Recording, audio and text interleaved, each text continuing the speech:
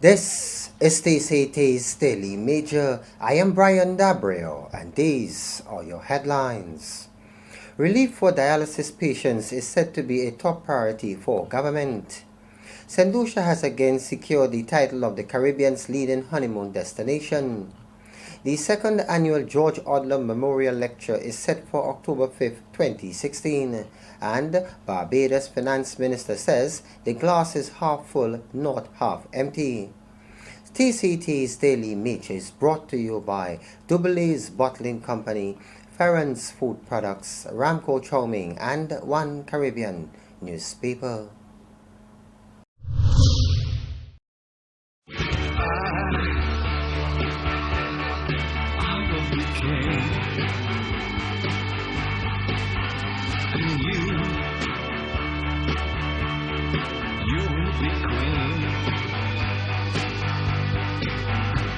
So nothing will keep us together. Oh, we can be heroes just for one day.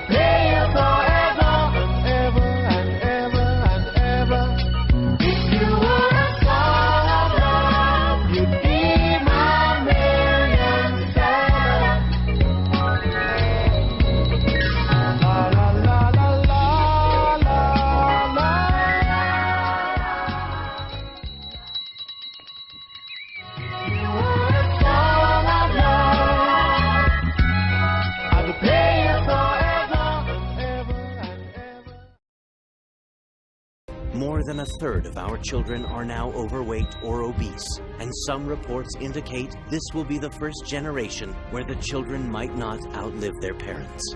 Cardiovascular disease is the leading cause of death in the United States, and the leading cause of death for African Americans, Hispanics, and whites.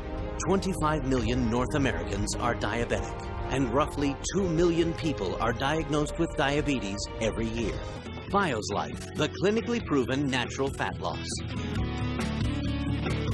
For more information or to purchase this product, contact Ramji at telephone 716-1400 or 450-0495 or email ramj35@hotmail.com. One Caribbean newspaper is dedicated to the unity of our people in one Caribbean nation. We invite you to write us and tell us what's bothering you. No matter what it is, as long as it's within the law and it doesn't offend public conscience, we will publish it. Send us your pictures. Tell us of your weddings. Tell us when unfortunately you have deaths, and we will publish the death announcements. One Caribbean is a newspaper dedicated to the unity of the Caribbean. Write to us at onecaribbeanltd@gmail.com or dennisdabero@gmail.com, and we will publish what you write, as long as it is within the law and it doesn't offend public decency. Welcome. Prime Minister the Honorable Alan Shastney has indicated that due to the pressing need for dialysis services in St. Lucia, the government is hoping to open the dialysis unit at the new European Union Owen King Hospital Medical Complex ahead of the official handing over of the facility. The Prime Minister made this recommendation to a distinguished team of health professionals who made the presentation to Cabinet on Monday, September 19, 2016. At the session, the health team brought cabinet ministers up to speed on the status of the transition from Victoria Hospital to the new medical complex on the Millennium Heights. The Prime Minister highlighted the growing waiting list of dialysis patients, pointing to a need for health officials and cabinet to examine ways of continuing dialysis treatment at the Victoria Hospital in order to complement and strengthen service delivery at the EU OK Hospital. It will take approximately 2 months to have 12 renal dialysis chairs on island to equip the new medical complex. So we are looking at November 2016, explained the Deputy Permanent Secretary in the Ministry of Health, Mr. Wen Gabriel. The government will also implement a targeted amnesty for the benefit of dialysis patients who have accumulated high fees. This will come into effect in the next few weeks. Following a request from the government of St. Lucia in March of 2012, St. Lucia received approval from the Council on Trade and Economic Development for the suspension of the CET on pharmaceuticals for a period of 4 years from May 1, 2012 to April 16, 2016. The approval was given with the objective of cushioning the impact of the introduction of value-added tax in October 2012 on the prices of pharmaceuticals. However, after much public agitation, the removal of the VAT on medication took effect pursuant to Statutory Instrument Number 65 of 2014 on the 30th of June 2014. The suspension of the CET on pharmaceuticals was supposed to have expired on April 16, 2016. This means that the old CET rates on pharmaceuticals were supposed to have been in effect from April 17, 2016. But the Customs and Excise Department implemented the old rates effective Wednesday, September 21, 2016. Senator the Honorable Dr. Eubaldus Raymond is the Minister in the Ministry of Finance.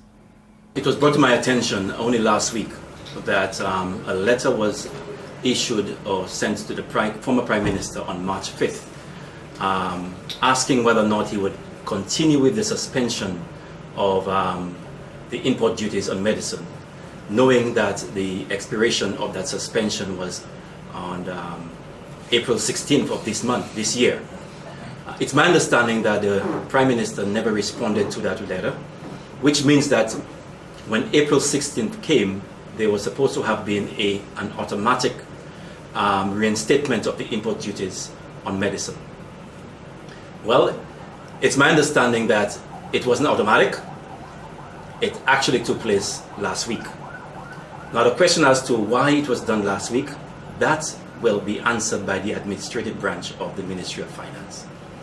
But what I did upon receiving the information that the import duties were now reintroduced, I immediately called the Ministry of Commerce, more specifically the PS of Commerce, and he himself was actually surprised that there was, in fact he was unaware that there was the reintroduction of the import duties on medicines.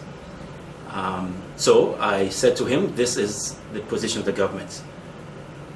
We in opposition fought very hard to ensure that there was removal of import duties on medicine.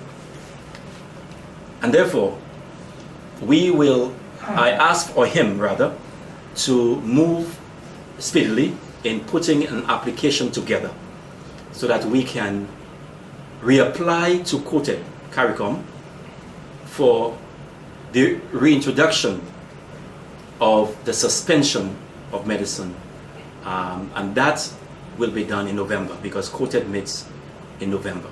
So we are hoping that quoted will approve our application for the suspension of import duties on medicines. It should be noted, one, that reverting to the old CET rates on pharmaceuticals should not affect the prices of the existing stock of pharmaceuticals at the various pharmacies and other retail outlets, as they would have been subject to the lower rates of CET. Only pharmaceuticals that were imported from September 21, 2016 would be subject to the newer higher CET rates. Two, that these rates, though higher than the applicable rates from June 2014 up until September 21, 2016, would still represent a reduction on the original rate prior to October 2012. 3. CET is not VAT.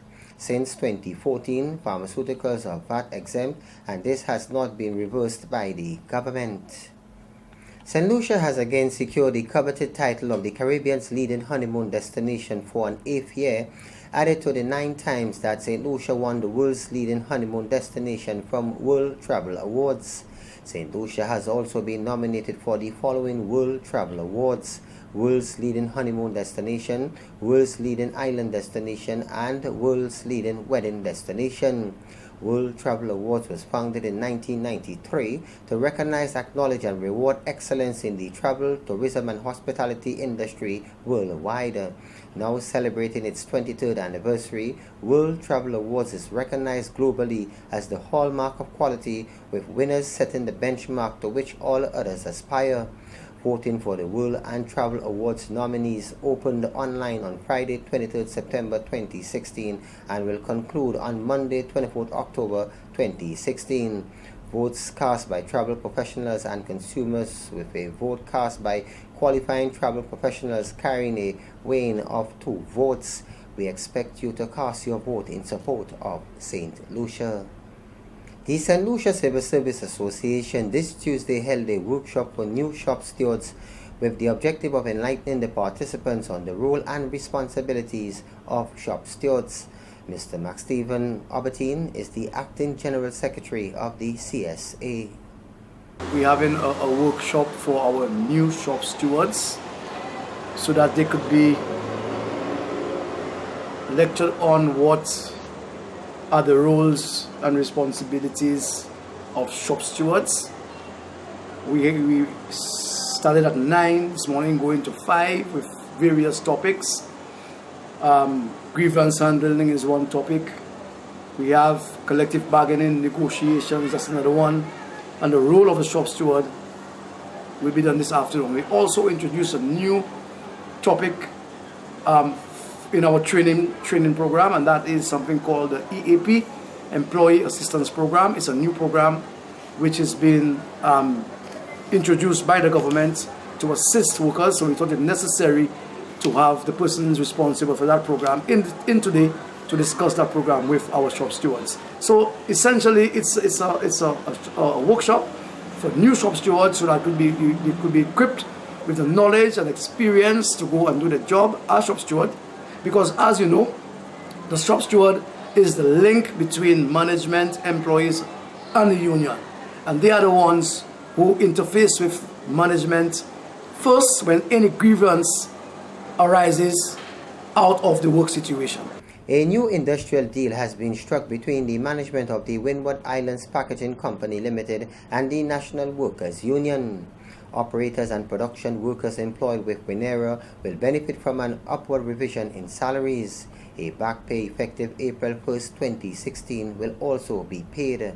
The new industrial agreement, which will run through a 3-year period, will have fringe benefits frozen in year 1. Winera and the NWU are eagerly awaiting the new initiative aimed at the restoration of the banana sector, as traditionally Winera produced cartoon boxes for the banana sector, and this was the economic lifeline for the company. Currently, Winera is still one of the economic pillars operating in Beaufort. Preparations for the signing of the new contract are well on their way. The St. Lucia National Trust wishes to inform all concerned that the 3rd Annual Trust Pioneers Lecture slated for Wednesday, September 28th has been postponed due to the impending inclement weather that is expected to affect the island. We shall inform you of the new date as soon as it is set. You are watching TCT's Daily Major. Still to come, the 2nd Annual George Adler Memorial Lecture is set for October 5th. Crystal clear, yeah. That's what we drink when I want to quench my first bring a bottle of crystal clear, yeah. It's so refreshing. I don't want no other water. The choice is crystal clear. Cool the temperature. Revitalize me with crystal clear. Give me a bottle of water. All on the road is inside bottle. Everybody's drinking water. Crystal clear, yeah. It's so refreshing when I want to quench my thirst. Bring a bottle of crystal clear. The choice is clear. Crystal Clear. Premium, purified drinking water from Zubule's Bottling Company Limited. The way you smile at me is everything I dream.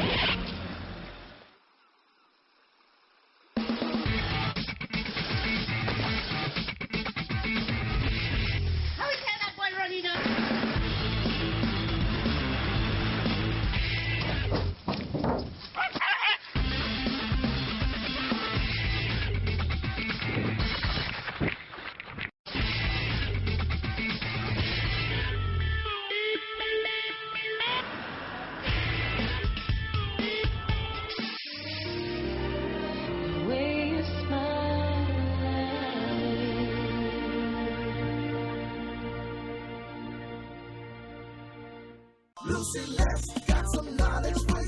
Your Lucelec bill has been redesigned to give you more information. The top portion of your bill contains an invoice number, Lucelec's VAT identification number, and customer address.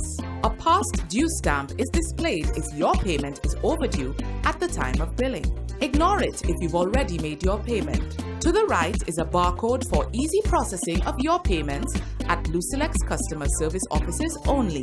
The billing summary highlights any amounts due from the prior billing, total of all payments made between your last bill and your last payment date, any other charges or credits to your account, any fees for returned checks or reconnection, VAT charges on these fees, the balance brought forward, your current charges for the billing period, the total amount outstanding on your account, and the date by which it should be paid.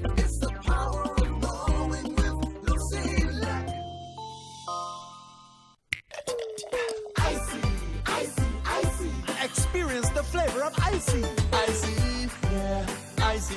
Pop it up. Let's start the party. Ooh, yeah. I like the flavor. Ooh, yeah. I love the taste. The orange and the pear, the cherry and banana, the apple, ginger, beer, or strawberry for your mama. Grapefruit, cola, champagne, sorrel if you wanna. Quench your thirst first, have a icy soda water. Icy, yeah. Icy. Pop it up. Let's start the party. Ooh, yeah. I like the flavor. Ooh, yeah. I love the taste. Icy. Experience the flavor of icy. Bottled by Dublay's Bottling Company Limited.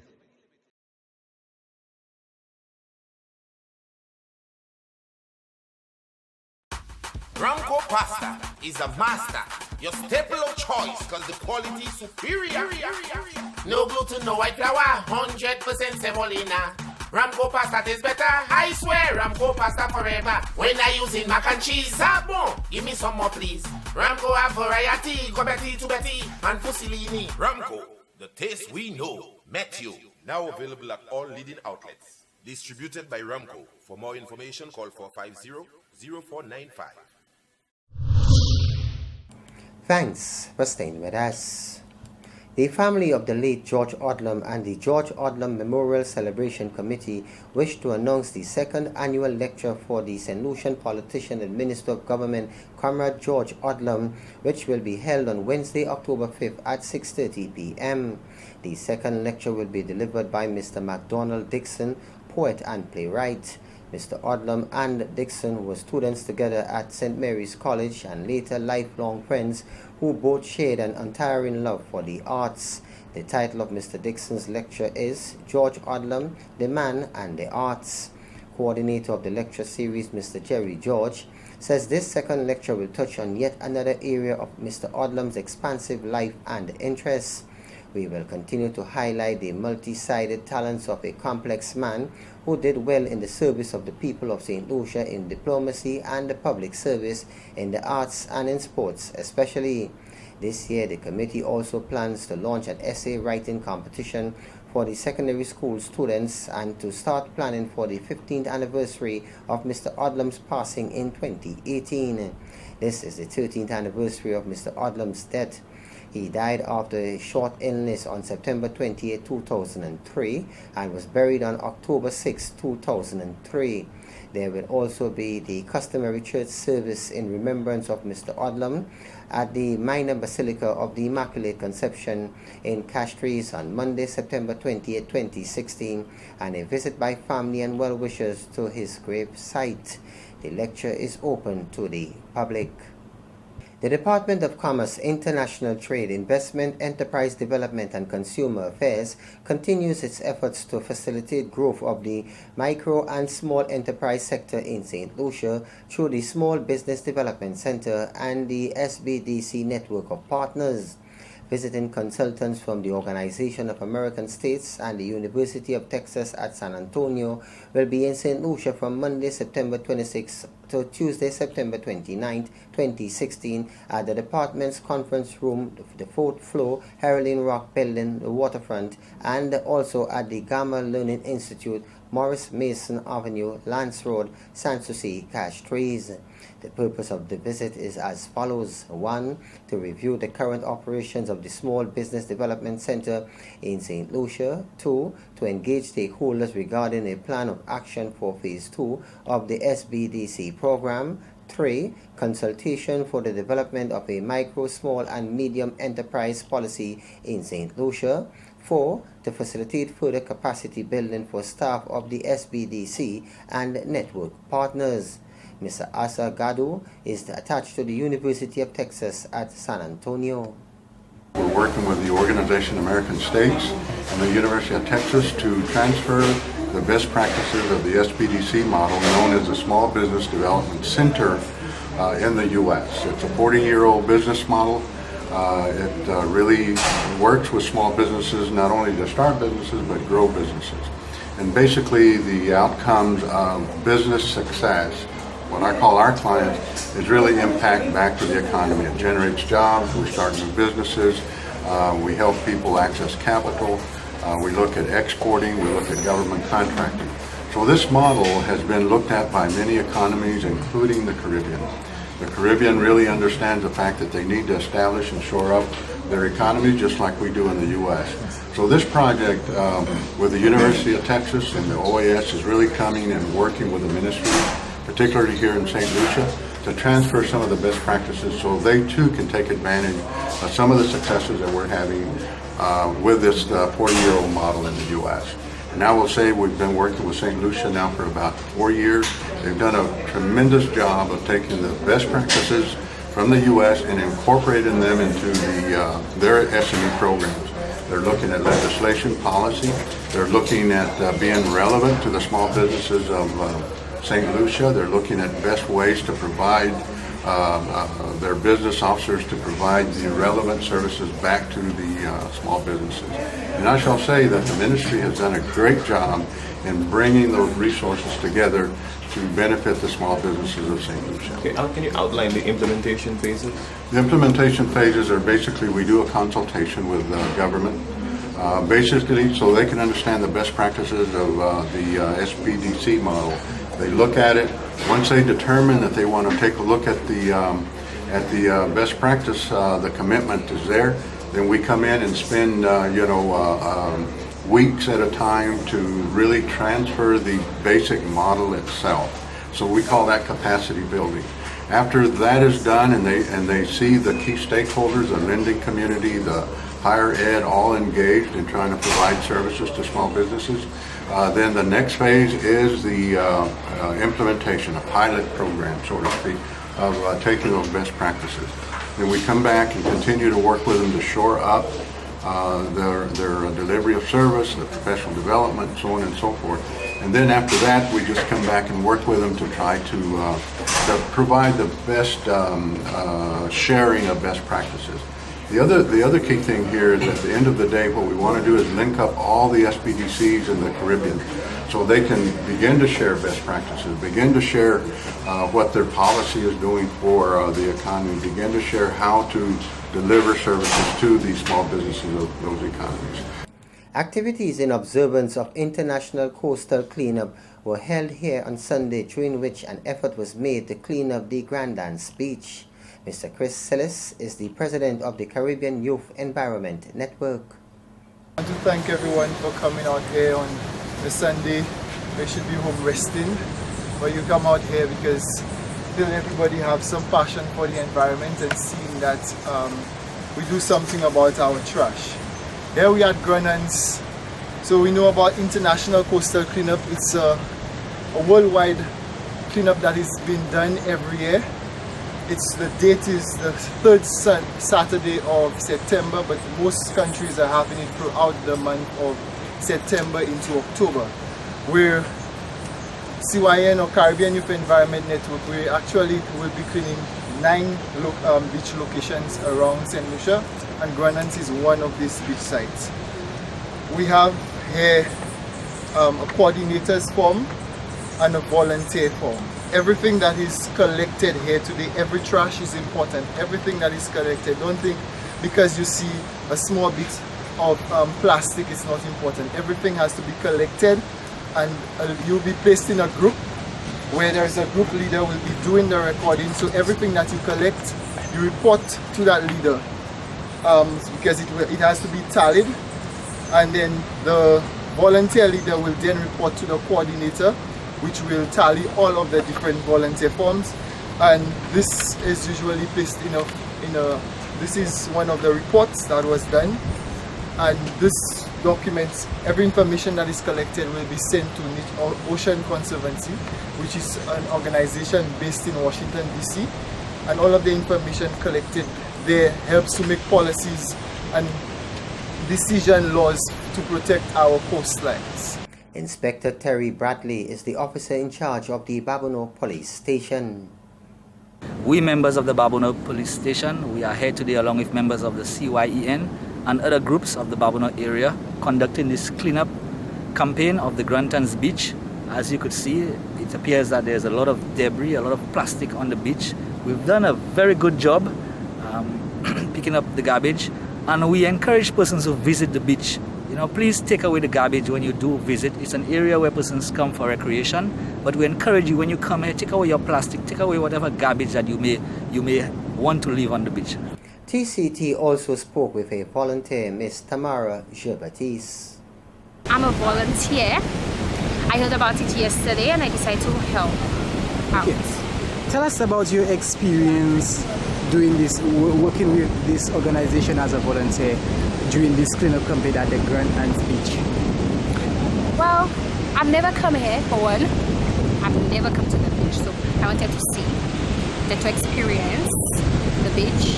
But I heard about it, so had to make new friends, experience that part of the island. Okay, and the word has been passed around that you found treasure. Can you tell us about your treasure? Well, I was picking up garbage and I stumbled upon $20. Just that right. On the regional scene, it has been reported that despite a spike in violent crime in Western Jamaica, Prime Minister Andrew Holness says the government is not considering declaring a limited state of emergency, at least not yet. He said he remains confident the security forces have the capacity to effectively address the problems. Over the past few weeks, there has been a spike in gun violence resulting in death in some instances in the western parish of St. James. The government is not afraid to call a state of emergency, but at this point, a state of emergency, in my mind, is not a tool that needs to be deployed. I think the police force has the capacity, our army has the capacity. I think with the other strategies and plans we have in place, we will be improving the capacity of the police and the army to respond, Holness said at a press conference that followed a meeting between the Prime Minister and the leadership of the Jamaica Constabulary Force, Jamaica Defense Force, and other key security stakeholders to discuss crime-fighting strategies. He added that he did not want a sense of siege to take over Jamaicans through the implementation of a state of emergency, but will be keeping that option open. One has to be careful, however, that in tackling crime you don't shut down the entire economy. You need to be pulling people out of crime and into jobs, and so the government is putting into place those strategies, he said. Caribbean 360 has reported that a day after Standard & Poor's downgraded Barbados' long-term foreign and local currency sovereign ratings from B to B-, Finance Minister Chris Sinclair has told Barbadians not to be pessimistic about the economy, saying that the glass was half full, not half empty. The International Credit Rating Agency on Friday also discussed a negative outlook for the island as it expressed concern that the central bank continues to finance the government's spiraling deficit, which it stressed was at odds with its goal to defend Barbados' long-standing currency pegged with the US dollar. However, a defiant Sinclair said that Saturday night as he addressed a credit union's anniversary celebration at the Hilton Barbados resort that the country must see the current circumstances not through pessimistic lenses but a lens that tells us that the glass in Barbados is not half empty but in fact it is half full and we are working to get to the top. Acknowledging growing concern about the state of the economy, the finance minister said there were challenges, but he was adamant that Barbados would return to growth and emerge stronger. Now for the weather report. Present weather at Huronora Fair at George Charles cloudy. Total rainfall for the month thus far Huronora 84.2 millimeters. At George Charles 152.9 millimeters. Sunrise tomorrow 5:56 a.m. Forecast for St. Lucia Valley for the next 24 hours. Winds will initially be blowing from the northeast near 15 miles or 24 kilometers per hour, increasing to 35 miles or 56 kilometers per hour and higher overnight. Weather fair to partly cloudy with some scattered showers, becoming cloudy to overcast with scattered moderate to heavy showers and thunderstorms from tonight. Residents are advised to take the necessary precautions against flooding, landslides, and gusty winds. Seas moderate with waves 4 to 6 feet or 1.2 to 1.8 meters initially, becoming locally rough with waves near 9 feet or 2.7 meters from tonight. Marine interests are advised to take the necessary precautions. Forecast for the Lesser Antilles. Fair to partly cloudy with some scattered showers, becoming cloudy to overcast with scattered moderate to heavy showers and thunderstorms from tonight. Tropical weather outlook. A broad area of low pressure associated with a strong tropical wave is located about 575 miles or 925 kilometers east of the Windward Island and is moving westward near 20 miles or 31 kilometers per hour. This system could develop into a tropical depression or a tropical storm and is expected to start affecting the Lesser Antilles from tonight. Residents and interests in St. Lucia and the Lesser Antilles are asked to take the necessary precautions and closely monitor the progress of this system. Finally, unbelievable but true. Here it is. We now invite you to have a look at this mad dog. It's either brave it brave or stupid it stupid.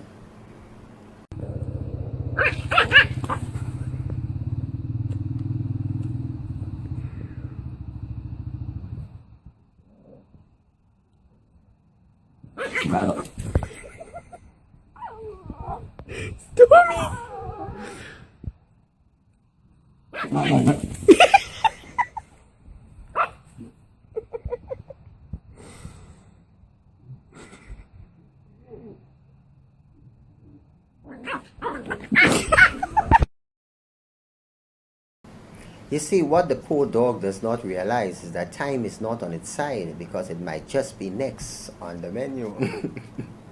Here is where we come to the end of this edition of TCT's Daily Major. But before we go, another look at the headlines.